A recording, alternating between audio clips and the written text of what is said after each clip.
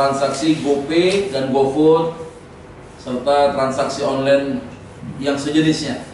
Ya, kalau kita bicara tentang bagaimana peradaban manusia hari ini, perkembangan teknologi internet ya dibangun oleh pemikiran dan tangan-tangan manusia tidak lain adalah untuk memudahkan manusia memenuhi hajat hidupnya.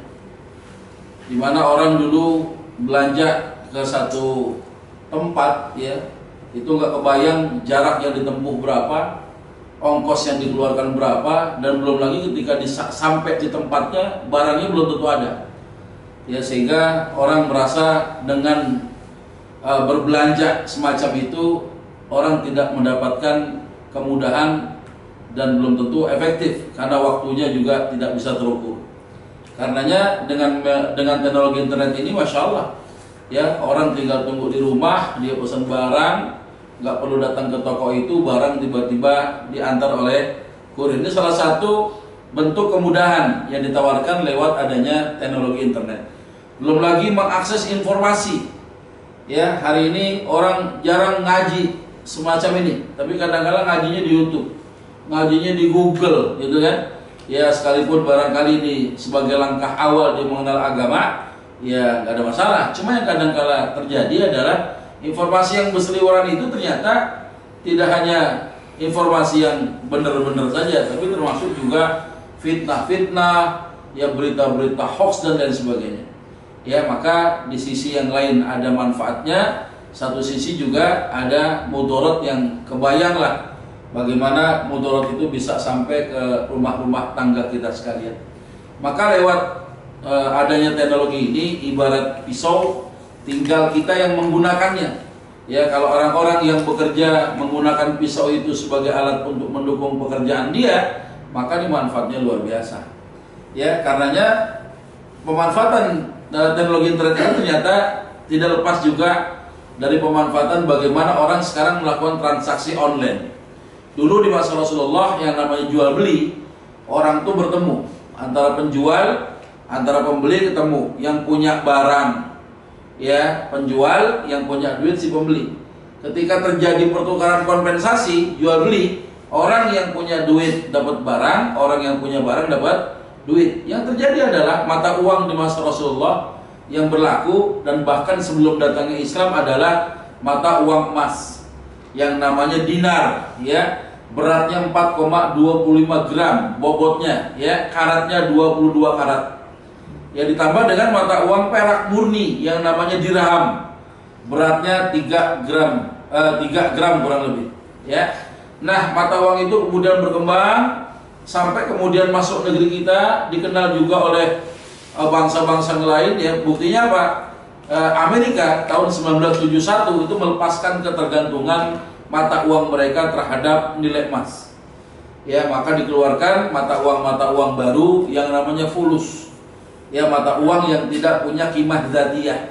Ya, mata uang yang tidak punya nilai pada dirinya sendiri. Kalau emas, tatkala dinar dan dirham tak lagi dijadikan mata uang satu negara, ya orang tahu bahwa emas itu berharga, perak itu berharga. Dan ukuran zakat, ya salah satu ulama, semisal ulama Syafi'iyah, itu menghukumi bahwa ya orang yang namanya punya emas dan perak itulah ya nilai harta yang memang kena wajib untuk dizakati, gitu ya. Nah, kemudian muncul mata uang kesepakatan. Kita menyebutnya mata uang palsu tuh. Kenapa disebut palsu? Karena kalau pemerintah menganggap satu jenis mata uang nggak laku, habis sudah nilai itu. Ya, nah dari uang kertas berkembang lama sedemikian rupa, kemudian banyak negara beralih. Ya, orang supaya nggak pegang uang cash, barangkali juga tidak efektif dan tidak aman. Kalau pergi kemana-mana harus bawa duit banyak, sehingga dirubah uang kertas tadi menjadi uang-uang plastik.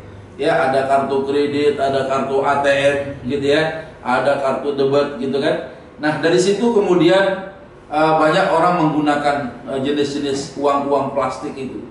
Ya, sampai pada akhirnya termasuk pemerintah kita, ya itu berupaya untuk menghilangkan yang namanya pembayaran cash itu. Ya, istilah yang apa sekarang itu cashless ya. Jadi bagaimana mengurangi orang tuh kalau belanja pakai uang cash itu, sehingga muncul semacam uang-uang online, uang-uang virtual yang tersimpan di dompet-dompet virtual, yang kalau kita belanja sekalipun virtual, ya barangnya nggak virtual juga. Artinya barangnya itu bisa dipegang, bisa didapat dengan uang-uang virtual yang menjadi alat tukarnya sekarang. Ya, nah maka kalau kita melihat sekarang, ya kita mengenal ada yang namanya dompet-dompet virtual semacam aplikasi GoPay, OVO, ya apalagi itu dan sejenisnya. Ya, dimana yang namanya GoPay, OVO dan lain-lain itu ya semacam dompet virtual yang menyimpan salah satu mata uang virtual, di mana orang yang memiliki akun GoPay dan sejenisnya ini ya itu mendepositkan uang ke perusahaan startup, ya perusahaan online, yang dimana uang ini kemudian dapat digunakan untuk kita melakukan transaksi-transaksi yang menyangkut aplikasi yang ditawarkan lewat layanan-layanan perusahaan online tadi. Nah sekarang bagaimana hukum masalah GoPay ini? Karena masa Rasulullah itu ya belum dikenal yang disebut dengan dompet-dompet virtual. Orang bawa emas perak pakai kantong menyimpan emas dan perak. Orang bawa duit kertas-kertas ada dompet ya yang terbuat dari kulit, dari kalep misalnya. Ya, nah ini kemudian juga sekarang uang-uang tersimpan di satu tempat, ya kita nggak bawa duit, tapi secara jaminan orang itu dianggap bahwa dia punya uang dan bisa dipakai untuk belanja sekalipun fisiknya tidak kelihatan, gitu ya. Nah, bagaimana Islam menghukumi itu? Ya, kalau kita mau bicara adil, di sini ada dua kelompok kalangan di tengah-tengah kaum muslimin yang menghukumi GoPay, ada yang mengharamkan, ada yang membolehkan. Ya, di mana pihak yang mengharamkan pertama adalah yang mengharamkan GoPay, OVO dan sejenisnya itu beranggapan bahwa GoPay dan OVO dan sejenis itu adalah termasuk transaksi hutang piutang. Ya, karena orang yang kalangan yang mengharamkan menghukumi akad hutang piutang, sejatinya kata mereka itu pemilik akun GoPay adalah dia pemilik harta, pemilik uang yang menyerahkan uangnya kepada pihak startup, jadi ya, di mana uang itu digunakan oleh pihak yang diserahi uang tadi dalam bentuk hutang piutang. Kenapa kok disebut dengan hutang piutang? Karena terjadi perpindahan kepemilikan dari orang yang nyetor kepada orang yang terima setoran, yang uang itu bisa digunakan ya kapanpun dia mau secara fisik, ya. Tapi mungkin pendapat ini lupa ya, bahwa di samping uangnya itu diserahkan, tapi pihak yang diserahkan mendapatkan serahan uang ini pun menjamin secara nilai, walaupun tidak dalam bentuk fisik, ya bahwa nilai itu bisa digunakan untuk melakukan berbagai macam transaksi pada layanan-layanan online mereka. Jadi ya, nah karena ini bicara tentang hutang piutang, awalnya GoPay, termasuk e-money, e-tol, termasuk juga kartu flash dan lain sebagainya, ya orang-orang yang mendepositkan uangnya di situ, tuh hukum asalnya adalah mubah. Ya hukum asalnya mubah, tapi tiba-tiba bisa menjadi haram. Kenapa haram? Karena ada illah, ada sebab yang mengharamkannya. Yang namanya hukum keharaman tidak selalu memiliki illah. Ya, kadang ini haram. Kenapa haram? Ada dalilnya keharaman itu. Kenapa babi haram? Dalilnya ada yang mengharamkan. Ya kalau itu mengandung cacing pita, jorok dan sebagainya, itu sisi hikmah aja. Ya, ada hukum yang tidak memerlukan illah tadi. Ada hukum yang perlu illah. Yang awalnya mubah tiba-tiba karena illah, karena sebab yang mengharamkan jadi haram hukum daripada sesuatu itu sendiri.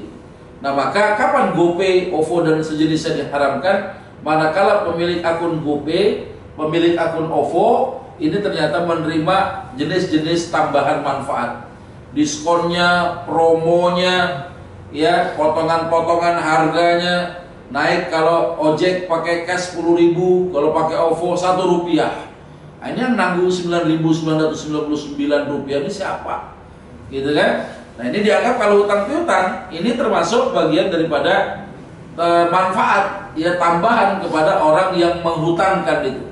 Nah sehingga kalau kita melihat bagaimana kalangan pertama yang mengharamkan ini mengambil kaidah fikihnya, ya tidak lepas daripada kaidah fikih tentang hutang piutang. Kullu qardin jarra manfaah fahuwa riba. Tiap-tiap hutang piutang pinjaman yang mendatangkan manfaat untung untuk kepada untuk orang yang menghutangkan, maka fahuwa riba, itu adalah termasuk riba. Ya, jadi karena itu dihukumi hutang piutang, ya orang yang menghutangkan nggak boleh tuh nerima hadiah, nerima bonus-bonus gitu kan, terima ya macam-macam, ya diskon-diskon yang ditawarkan oleh pihak yang dianggap itu pihak yang berhutang, ya kepada orang yang menghutangkan. Orang yang menghutangkan kalau ngambil bonus-bonus tadi itu dianggap manfaat, maka hukumnya riba, hukumnya haram. Ya, nah kalangan yang mengharapkan GoPay membedakan antara akad hutang piutang dan wadi'ah.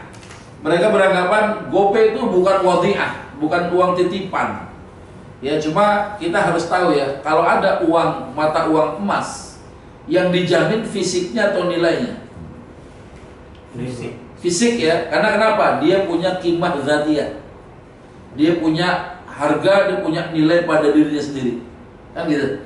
Ya. Nah, ketika uang kertas yang dititipin sama orang, yang dijamin namanya fisik atau nilainya? Nilai. Maka orang yang menyerahkan uang kepada pihak startup itu sesungguhnya itu sama aja sebenarnya kayak wadiah. Nanti ada pendapat yang kedua ya. Seperti orang dititipin duit, kemudian duitnya dijaminkan dengan adanya nilai dalam bentuk virtual tadi. Tapi kalangan yang mengharamkan ini nggak bisa, itu bukan wadiah. Kenapa? Kalau wadiah tidak terjadi perpindahan kepemilikan katanya. Orang kalau nitip, ya titipan itu nggak boleh dipakai-pakai. Ya, nah, cuma yang jadi masalah uang 100.000 saya punya dengan uang 100.000 yang antum punya, ada nggak ciri yang khas di antara kita yang beda? Ada nggak? Ada nggak uang 100.000 dengan uang 100.000 sama gitu? Ada nggak ciri yang khas di antara keduanya? Nggak ada, sehingga orang itu duit gitu kan. Sekalipun fisiknya itu tidak ada di loker, tapi orang itu berani menjamin nilainya. Lain dengan emas, lain dengan benda-benda material yang ternyata punya ciri yang khas, ya ciri yang khas itu, ya baru kemudian orang tidak boleh menggunakan objek yang dititipi tadi. Nah, mereka menghukumi, kalangan mengharamkan ini adalah bahwa GoPay, OVO dan sejenisnya adalah transaksi hutang piutang. Kenapa? Faktanya uang itu pindah kepemilikan dari orang yang menyerahkan kepada orang yang diserahkan itu. Maka pihak Gojek, pihak Grab bisa menggunakan uang itu semau-mau dia, gitu kan? Berpindah kepemilikan, ya. Tapi jadi masalah, kenapa harus ada ya akun tadi kan begitu? Ya, di sini terjadi nanti ada bantahan-bantahan terkait dengan pendapat yang pertama ini, gitu ya. Nah, kalau GoPay haram karena ada manfaat tambahan yang kita ambil, lalu bagaimana solusinya? Ya, ini yang disebut dengan solusi ini diberikan untuk supaya tetap kita bisa menggunakan akun GoPay itu. Yang pertama adalah pengguna layanan GoPay untuk tidak menerima segala jenis tambahan manfaat. Ya, jangan diambil diskonnya, jangan diambil promonya, jangan diambil bonus-bonusnya. Ini kata pendapat yang pertama, gitu ya. Karena pendapat yang pertama. Yang kedua, karena ternyata manfaat tambahan tadi nggak bisa dihilangkan karena sistem udah mengatur demikian. Ya, solusi yang kedua, lu pakai uang cash aja dah katanya. Jangan pakai akun gitu dah kalau nggak bisa dihilangkan. Ini pendapat pertama yang menyatakan haram. Ya. Tapi ingat, karena ini khilaf ya, maka keharaman nggak mutlak. Ya, ada pandangan yang kedua, pandangan yang membolehkan menggunakan akun GoPay. Tenang. Ya, tenang. Ya. Jadi kalau yang membolehkan GoPay ini menghukumi bahwa GoPay adalah hukumnya akad ijarah atas layanan jasa yang bayarnya di awal. Ijarah. Ya, ijarah itu sewa jasa, sewa barang gitu ya, sewa tempat. Nah, sekarang saya tanya nih, kantor ini tahunan kan bayarnya kan? Ya, nempatin dulu baru bayar apa bayar dulu baru nempatin? Bayar dulu baru nempatin. Boleh nggak begitu? Boleh. Maka GoPay sama. kita ingin mendapatkan layanan jasa, kita bayar duluan, yang walaupun jasanya belum kita pakai. Ya boleh, orang kontrak rumah setahun, ya dia setahunnya misalnya sebulan 2 juta setengah, gitu ya. Kalau sebulan berarti berapa tuh? Sebulan. Kalau setahun berapa setahun? 30. Hah? 30 juta, ya. Ada bayar langsung 30 juta, ya sudah. Ya walaupun dia sendiri buka pintu aja belum. Ya, hatta dia mungkin, wah gua baru 2 bulan. Ya masih ada 10 bulan lagi nih. Ya udah, bayarnya boleh di awal, kan gitu. Ya dan bahkan bukan sedikit yang mereka punya kontrakan, kadang-kadang ngasih bonus juga. Kalau bapak bisa bayar setahun nih sekaligus, gratis dah 2 hari tidur, 2 hari doang. Ya gratis dah sebulan tidur. Ya sebulan pokoknya kita nggak ambil, jadi cuma bayar kira-kira 27,5. Ya, nah ini bonus, ya, yang disebut dengan hadiah, gitu kan? Atas apa? Bukan atas utang, itu strategi dagang mereka. Ya, dagang apa? Dagang jasa. Nah, jadi kalau kita menghukumi bahwa GoPay adalah akad ijarah atas pelayanan yang belum kita gunakan yang bayarnya di awal, ya boleh, nggak ada masalah. Ya, jawab mobil. Ya, 350.000 bayar duluan kan? Ya, nanti dipakai ya pagi malam gitu kan 24 jam. Ya, syaratnya apa? Lepas kunci. Lepas kunci gimana bunyinya? Ya, kalau lepas kunci mobil nggak jalan-jalan. Ya, yang lepas kunci itu bebas gitu ya. 350.000 pakai dulu, bayar dulu baru pakai. Ada karyawan baru datang ke kantor. Ya, ini kan sewa jasa, ijarah kan? Dia punya tenaga. Bayar duluan boleh nggak? Boleh. Kerja belakangan atau kerja dulu gaji belakangan boleh. Karena akad ijarah ini akad yang timbal balik kata ulama. Karena akad timbal balik sesuai dengan kesepakatan, boleh bayar di awal, boleh bayar di akhir tergantung kepada kesepakatan itu. Nah jadi GoPay itu ya, kita membayar layanan jasa kepada pihak Gojek, pihak Grab untuk mendapatkan jasa layanan lebih murah, lebih mudah, lebih efektif itu. Ya. Nah, di samping ada yang mengatakan bahwa itu adalah akad ijarah, sebagian lagi mengatakan akadnya akad wadiah. Ya, sekalipun tadi udah dipakai fisiknya, dijamin nilainya, dan kita bisa ngambil uang kita lagi. Ya, karena ada fitur di GoPay itu, orang yang punya akun di GoPay punya ada tertulis di situ ada uangnya, itu bisa mengambil, menarik kembali uang yang ada di akun itu sendiri. Ya, walhasil apa yang disebut dengan hutang piutang ini tidak terjadi. Ya, coba antum jujur aja, orang yang buka akun GoPay niatnya apa sih? Ya, kita nggak pernah berniat untuk menghutangkan pihak Gojek kok. Kita tidak berniat untuk menghutangkan pihak Grab, gitu kan? Kita pengen dapat layanan aja, seperti orang beli pulsa, gitu ya. Kalau beli pulsa pakai bayar, ada yang bayar dulu, gitu kan? Baru kemudian kalau pakai dia dikurangin, ya. Itu kan sama aja. Kita beli pulsanya, ya ada nilai masuk ke handphone kita. Kalau itu dipakai berkurang nilai kita, ya gak ada masalah. Ya berarti ini adalah ya sama seperti membayar jasa tadi. Ya, dia disebut dengan akad ijarah, kadang juga disebut dengan akad wadiah. Ya, karena tidak ada satupun konsumen yang bertransaksi dengan GoPay tujuannya bukan untuk beri utangan, tapi untuk cari kemudahan, cari yang murah, ya cari yang efektif, gitu ya. Nah yakin ketika antum coba tanya kepada orang-orang yang buka akun ini, itu jawabannya. Ya bukan berniat untuk menghutangkan pihak yang menyediakan layanan jasa tadi. Utangin perusahaan segede itu, Gimana kan? Itu GoPay kan udah perusahaan triliunan, ngapain ngutangin 100.000, Iya. 25.000? Ya, itu pikiran kita ya. Tapi memang kalau sekecil apapun dianggap kalau itu hutang piutang, ya hasilnya apa? Bisa jadi riba pada saat orang yang menghutangkan mengambil tambahan manfaat tadi. Ya, ini pertama nih masalah GoPay. Tinggal antum milih apakah itu ngambil yang haram atau ngambil yang boleh. Berarti berlaku hukum turunan. Kalau yang bilang haram, ya silakan, saya menghormati. Yang bilang haram, ya tapi hati-hati, sekali dia ngambil tambahan manfaat, bonusnya, diskon-diskonnya, maka riba itu muncul di situ. Tapi kalau kita berniat, itu akad ijarah itu, ya saya membayar sewa jasanya pihak Grab, pihak Gojek gitu, walaupun jasanya belum saya pakai, ya sudah. Berarti kalau ada gratis-gratis, ada promo-promo, itu bagian daripada strategi pemasaran mereka. Ya aman ya. Jadi ada dua, ya keharamannya nggak mutlak, kebolehannya juga nggak mutlak. Kenapa? Satu sisi ada yang bilang haram, sisi lain bilang boleh. Satu sisi bilang boleh, sisi yang lain bilang haram. Jadi dua-duanya tidak mutlak, tergantung dari cara pandang menghukumi ya transaksi tadi.